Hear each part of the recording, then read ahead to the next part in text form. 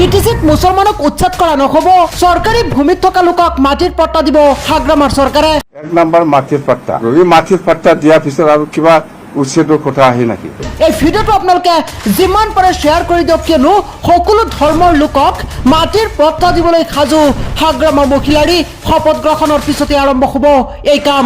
নিৰ্বাচনৰ সময়ত দিছিল প্ৰতিশ্ৰুতি, আৰু নিৰ্বাচনৰ সময়ত দিয়া সকলো প্ৰতিশ্ৰুতি আখৰে আখৰে পালন কৰিবলৈ সাজু হৈ পৰিছে BPF। সকলো ধৰ্মৰ সকলো ভূমিহীন চৰকাৰী মাটিত বসবাস কৰা লোকক মাটিৰ পট্টা দিব।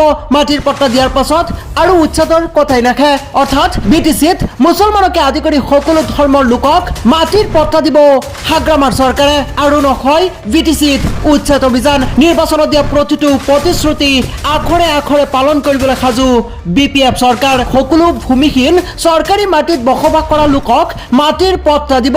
মাটিৰ পট্টা দিয়াৰ পাছত আৰু উচ্ছেদৰ কথাই নাখে।